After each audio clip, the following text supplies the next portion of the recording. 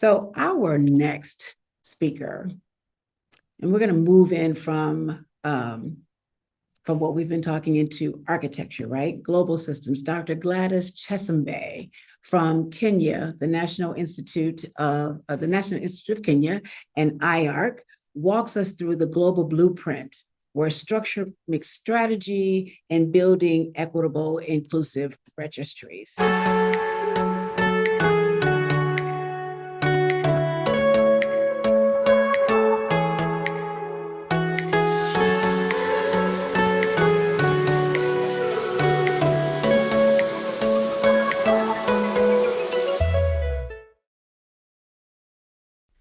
Hi, everyone. Hello, and welcome to this special spotlight interview for the 2025 Global Colon Cancer Conference. I'm honored to be joined today by a true trailblazer in cancer surveillance and registry development, Gladys Chesumbai. Ms. Chesumbai is the head of the National Cancer Registry at the National Cancer Institute of Kenya and a global certified cancer registrar with more than 18 years of experience. She has played a pivotal role in strengthening cancer surveillance across Kenya and sub-Saharan Africa, not just through technology and systems, but through mentorship, regional capacity building, and global collaboration. She also serves as co-PI investigator for global initiatives for cancer registry development under the International Agency for Research on Cancer. Today, we'll talk about her vision for equitable cancer data, her leadership on the front lines of surveillance and innovation, and how education like the new GICR e-learning series can change the future of global cancer equity. Good morning, good afternoon, good evening, and welcome, Ms. Chesumbai. Thank you so much, Candace. I'm happy to be here. Thank you. So I will start with the first question. That'll be, let's start with the big picture here. What are some of the most critical barriers you see when it comes to counting cancer patients in sub-Saharan Africa, especially in low-resource communities? Well, the biggest of them all is government support. Most of the population-based cancer registries in sub-Saharan Africa are not under the government, under the ministries of health. So and even if there are, you find that their budget is quite low. So they would have just one or two staff running under them. So these are the staff who are expected to count all cancer cases in that population specifically. And this is a big challenge in terms of quality and in terms of completeness. The other challenge is poor quality infrastructure within the facilities. Most of the facilities in sub-Saharan Africa still utilize paper-based record-keeping practices. And as I said, the number of staff who need to go through all the cancer cases within the facilities are quite limited. So going through paper-based records is a huge challenge because keeping paper-based records requires space. It requires some sort of order, and this sometimes might lack in most of our facilities. So churning through all these paper-based records is a big challenge to cancer registries. Wow. So, and we've heard this before, right? That there are some countries that are still, like I said, with medical records on paper, and so that causes a disconnect then, right, from with the Ministry of Health and not being able to. So I imagine that impacts funding, correct, for infrastructure. Could you elaborate, like how important is that, and how can something like that be advocated to change? So I think for me to answer that, we need to look at it in a wider perspective. Cancer is just one disease in Africa. We have so many other health challenges, so many other challenges in general. So looking at cancer as a specific issue, I think it does not generally take up a lot of budget in terms of government budget. So we have to fight HIV, on which we are doing that quite well. We have to look at other diseases like non-communicable diseases and communicable diseases as well.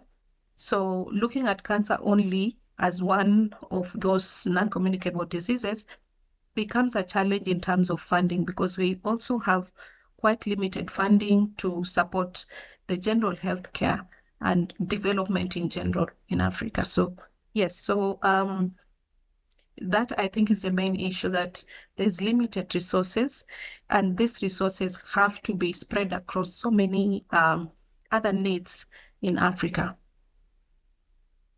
So then is this kind of like how you hear there's some countries that rely on pathology-based registries? How is that different from, the other undercounting mechanism of collecting paper? So like, what are the challenges and the dangers of being undercounted and just utilizing pathology-based registry? Well, thank you so much for that question. It's very important. We have different types of cancer registries. Pathology-based cancer registry is just one of those. So we have hospital-based registries, we have population-based cancer registries, we have pathology-based registries, and other special registries for specific diseases. So the hospital-based registries are registries that are found in the hospitals, where a health facility decides that they want to count all the cancer cases within that facility. And the population-based cancer registries is for a defined population. So if you're looking at a county or a district, a defined population that has boundaries, that is a population-based cancer registries. Pathology-based cancer registries are those cancers that are counted at the point of diagnosis. And this is pathology diagnosis. So when a patient is diagnosed through histology, through hematology, for example, that can be part of the pathology-based registry. The gold standard for cancer control and policy is the population-based cancer registries. So when you look at the population-based cancer registry, you can get all sorts of, it's a sample, it's an actual sample, because a hospital-based cancer registry, for example, people go to a particular facility for a particular reason. So if you just count for that particular facility, then it is not a true representation of cancer in that population. But a population-based cancer registry requires that the team under the population-based cancer registry goes not just to the pathology labs, not just to the hospital, but also to the radiology clinics, to the hospices, to the smaller facilities where any cancer patient would go. So it is a true representation, and also known as the gold standard for cancer control and prevention. So yes, having a pathology-based cancer registry is good, but it is not a true representation. In Africa, you find that not everyone will go to histology for diagnosis.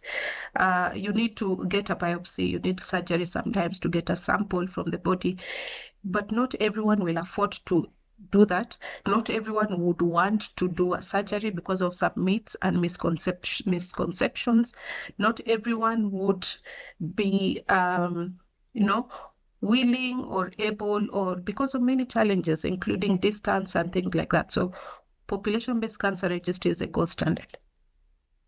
And that leads me to my next question, right? Because like you said, not everyone want to do that. Then how does this silence the voices of patients who are never recorded, right? Because that means that if it's just in one area and not the population base, that means that there are voices that are not going to be heard. How does that count as dignity if no one is being seen, right? That silence. Yeah, so that's why we really recommend to have population-based cancer registries in each country.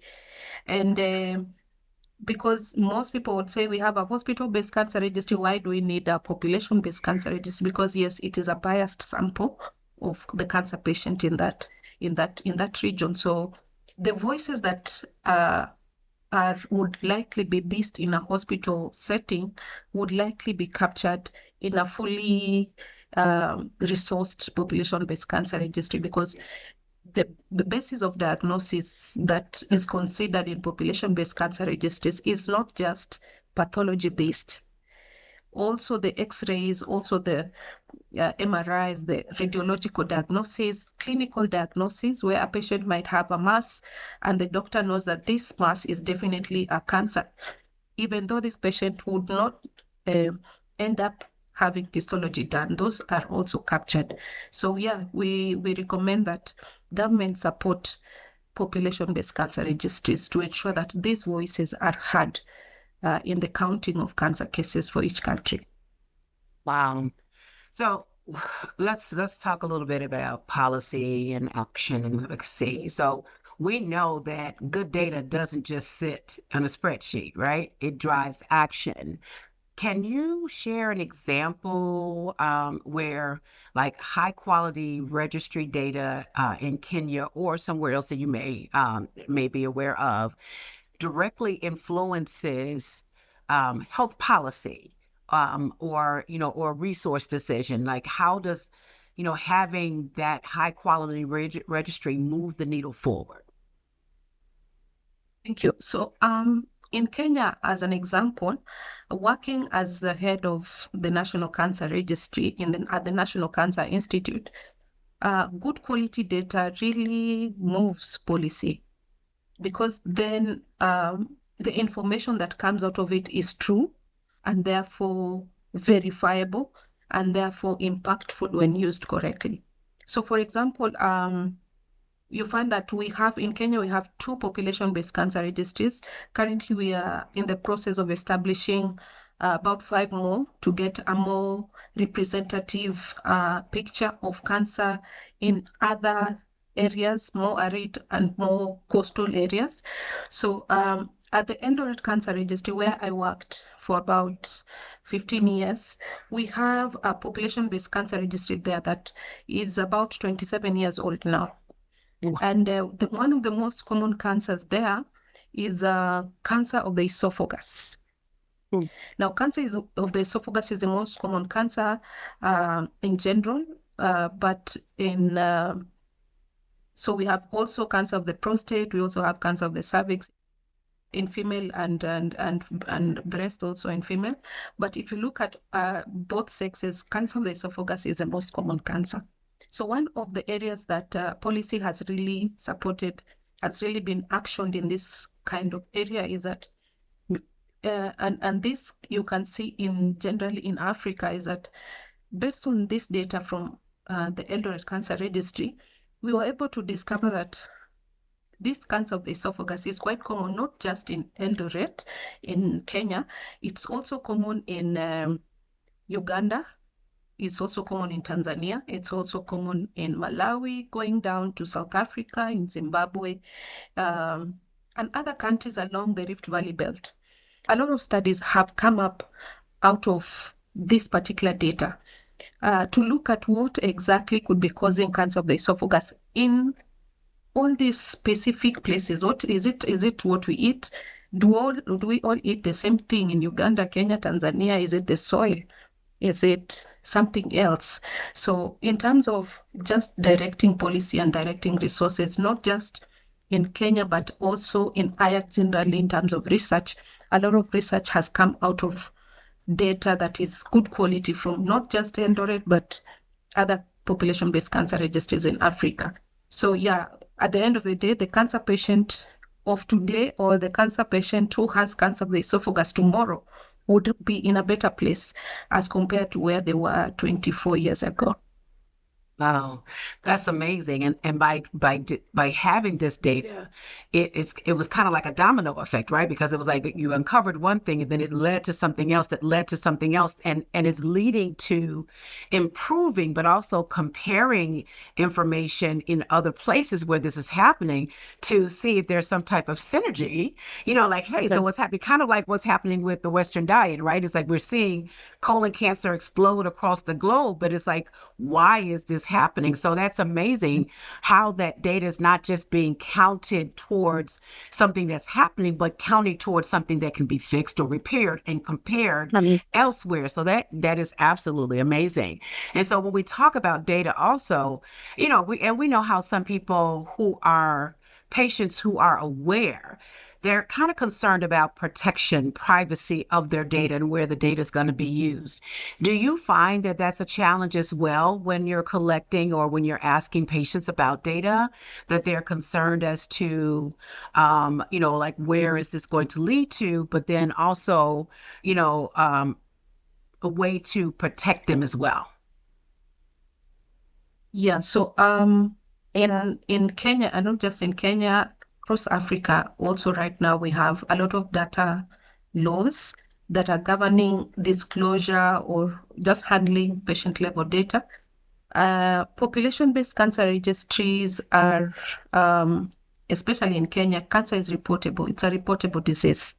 Okay, so that means that the health facility is required to notify all cancer cases to the government and say, these are the cancer cases that we captured this month, and therefore the government is able to make decisions and allocate resources through the National Cancer Institute of Kenya.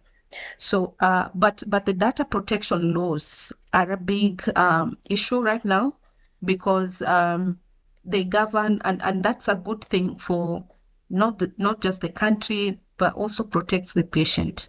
The patient's data cannot be misused. The patient information and identifiable information is meant to be kept private for purposes of ensuring that the patient is protected at all costs. So that does not prevent cancer registration, especially population-based, hospital-based, pathology-based cancer registries from progressing, because cancer registries ensure that the patient is protected at all times. Sharing of information that is patient level is prohibited, and basically this is understood across board. That's good, because that means that you can still also collect data, but also protect patient privacy while improving public health need, correct? Yes. Okay, good. Because we hear that all the time, especially in the US, like who has access to my data, who will see my data, how will my data be used? And, and that's a concern for people, right? That privacy. But as you mentioned, it's extremely helpful. And I'm glad that you really shared that, because I hope that our viewers will realize that, this is helpful for them to utilize this information where they do their work, that, it is protected, and, your privacy and this information that we're collecting is imperative to help improve the health, not only for you, but also for others. So I want to talk about, speaking about that, because we know that cancer registry is very important, but what we are also hearing that there's not enough cancer registrars. And so the work that you do, which I found extremely fascinating, the IARC, GICR training, which I'm still going through myself, because it's a great module and it's a lot, as it should be. So your work has helped elevate that registry infrastructure across Africa. What's been your proudest achievement so far in building a registry capacity in the continent? Well, for me to answer that, I really need to go back a bit and say that in the past, we had to go physically to each country or call them in the cancer registrars in one place to be able to train them. And that was really, really costly.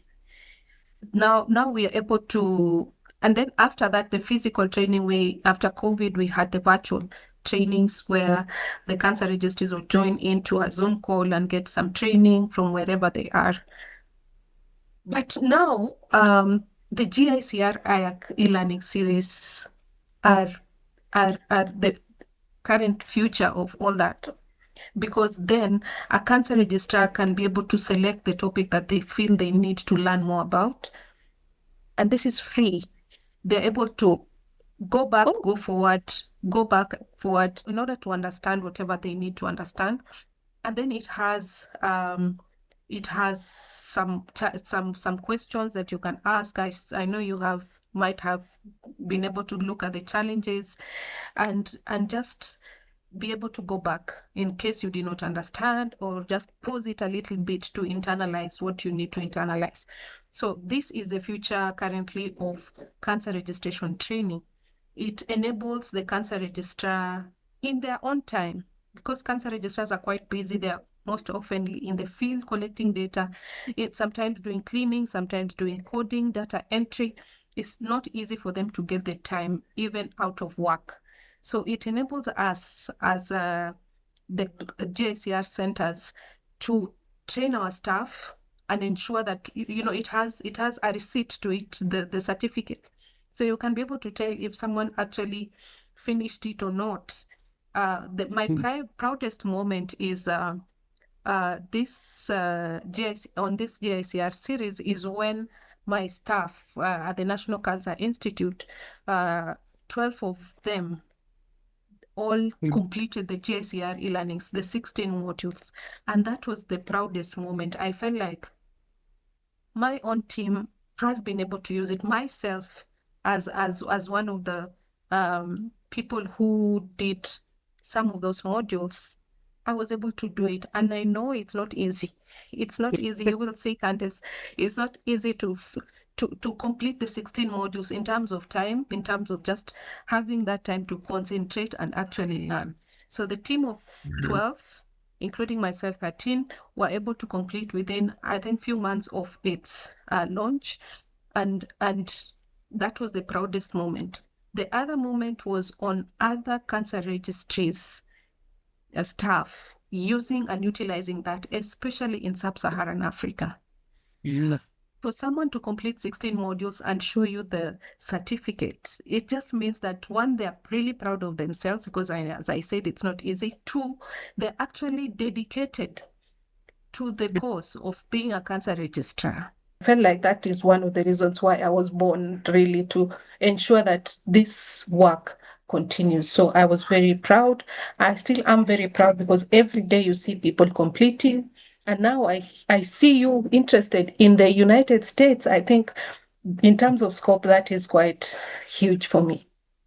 Oh, that's amazing. I mean, I was floored when I started the research for this Congress, and really looking in to see like who's doing the work, who's in the trenches, because we didn't want to just talk about data. We can talk about data. We wanted to talk about, yes, let's talk about data, but also what's happening, who's moving the needle, what resources are there. And so when I found this, I was like, oh my God, I have got to talk to her. And when I saw all that you did, and then when we talked, I was like, oh my gosh, this is exactly what we want to share and talk about. And then when I saw the module, and I went and I'm still, like I said, I'm still going through it, and I was like, oh my goodness, it just clicked to me that this was something that we needed to share in this Congress for so many other organizations who are in areas where there isn't counting happening, right? They're not collecting data, but they're doing the work. And so if people are doing the work and there is not a cancer registrar in their area, this is going to lead me to my next question. Can people without advanced degrees or who aren't working in that field still take advantage of the training e-series? Yes, so that's the whole idea. The whole idea is that, there's a lot of restrictions with, you have this diploma, you have this degree, therefore you should or should not do this course. So this course is open to everyone. And my view generally is that anybody can become a cancer registrar, just like anybody can become a cancer patient. Yeah. Right?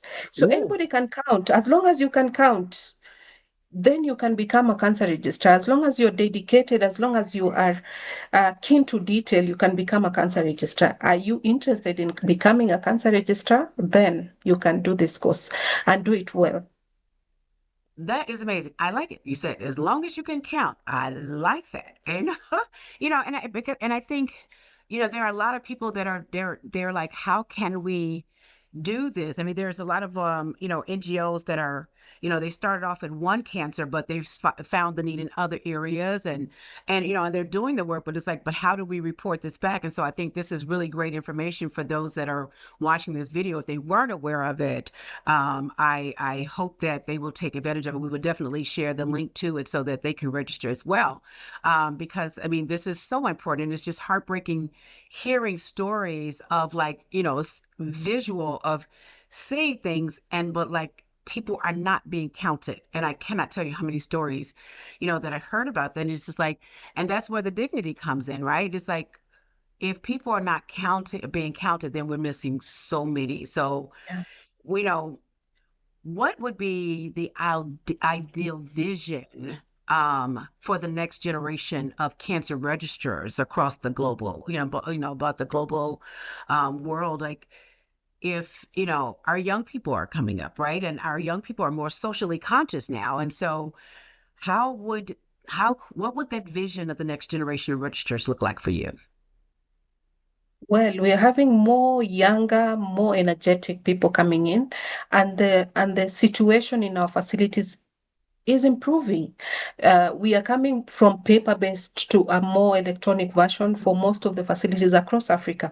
So things are generally going to improve.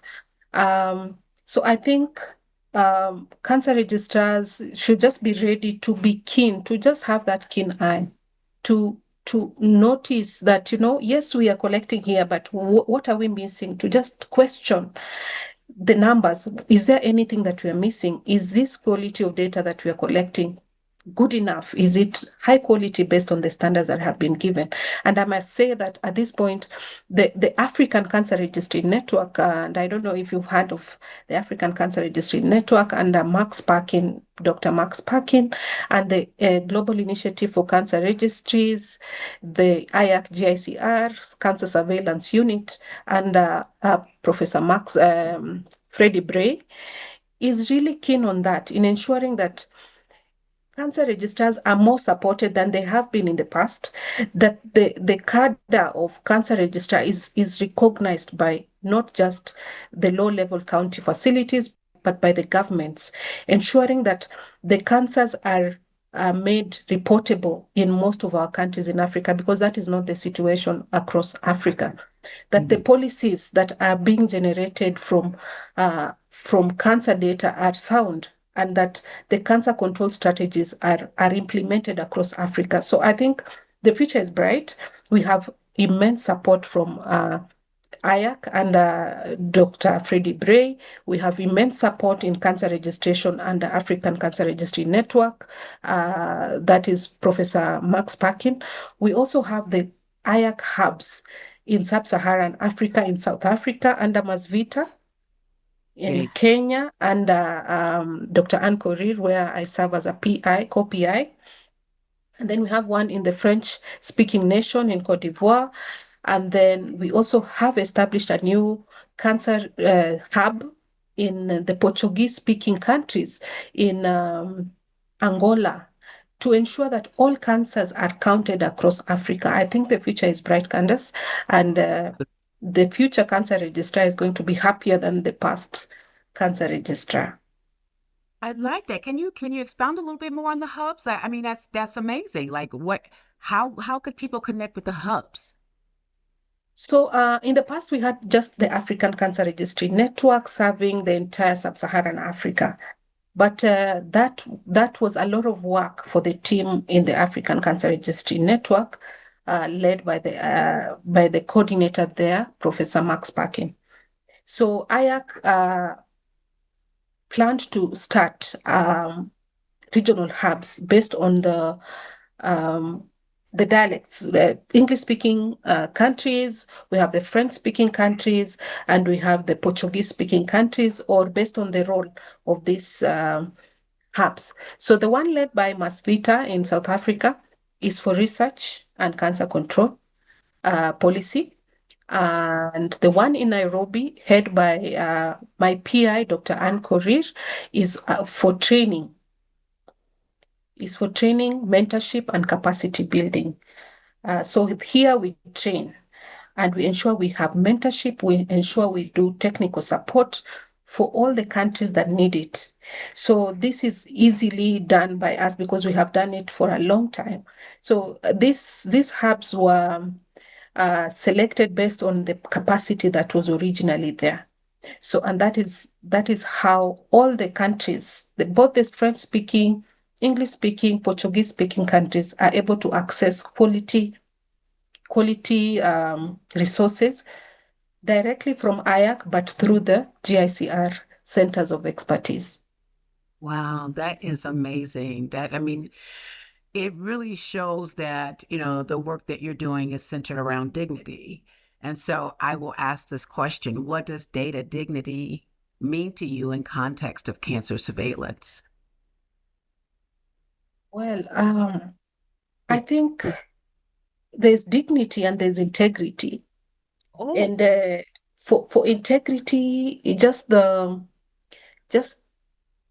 means for me that this data is good quality, that it is true. If we say we have 1,000 people having cancers of the breast, then that is a true picture, and that it's not 500 or it's not 1,500 people that we have counted every case, so that it is true. It's whatever it is we are saying when we count cancer cases, it is true to the best of our knowledge, and that the integrity of the patient is maintained across board from the point of diagnosis to the point of policy, that integrity and the privacy and the confidentiality of this record and is protected to ensure that the patient is the one that actually benefit at the end of all this.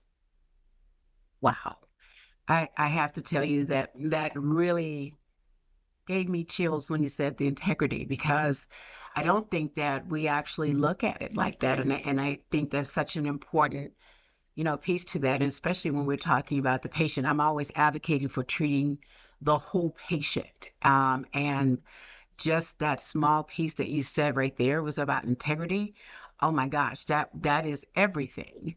And so my last question then would be centered around, how do you communicate that um, to funders, to Ministry of Health, to those that, are in a position to help expand this system, that the power of registry data is driving equity and driving dignity and integrity? How do we convince them that it's important to invest in these types of systems? Well, I must tell you, Candace, that everyone, even the political class, they want all cancers to be counted. Good. What they are not doing is allocating resources to ensure that these cancers are counted. So how to convince them? I think taking advantage of the numbers that we already have. I know as a person, I'm more of a perfectionist. I want to count every cancer before I can say anything about anything. But I'm learning now that even the cancers that have been counted already, as much as they're not complete, they can still tell a story about the cancer situation or the cancer incidence or mortality in the country. So I'm learning that myself, that it doesn't have to be complete yet because the situation is quite dire. It's not perfect. That is the situation currently. So I'm learning that what can I do with what I have as I wait to get everything that I need. So yeah, so using what is available to just push for the cause, creating a story that they can understand in their level, different levels, different people, different stories, and in a way that they can understand easily. I think that is the way to go in terms of convincing them, because sometimes people are not convinced easily until this cancer is as close to them as possible. So getting survivors, for example, to speak up in these bigger forums so that they can have a face to it and not see cancer as something that is quite far from them.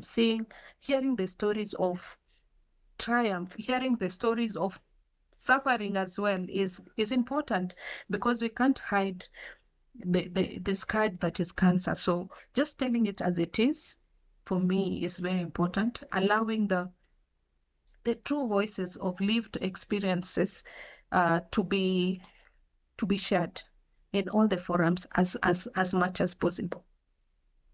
Wow. First of all, I want to say thank you. You are truly a powerhouse. You are a data collector. You are a disruptor. You are an educator.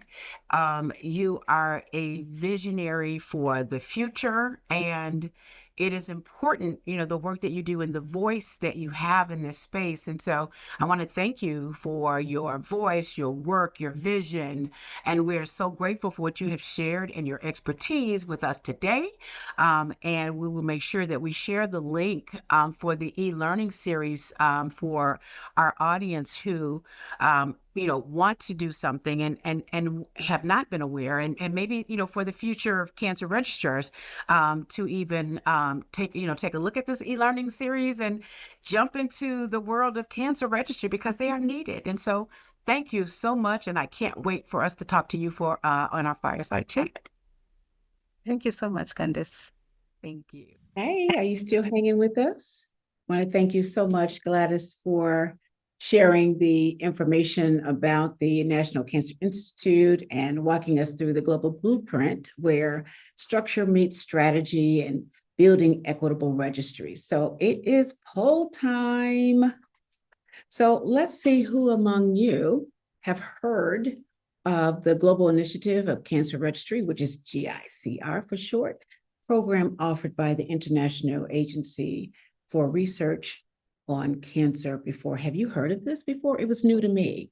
And so I'm hoping that this is something that is bringing a new resource for you. And if you're interested in this, that you will take this course. I'm still taking it, but, just want to encourage you to take a look at it and think amongst yourself whether or not this is something that your organization can utilize. So I'm going to give you about 10 more seconds to finish the poll, but would definitely love to see whether or not this is something that you've heard of, and hopefully you will take advantage of it for free. It is free, free 99. All right, so let's see what our poll results. Wow. So I'm so glad that we brought a resource that no one has heard of. Well, I won't say no one, but majority of you have not heard from. So this is amazing. So please, when you get the email from us at the end of the conference, we will send you the link so that you can sign up for the Congress.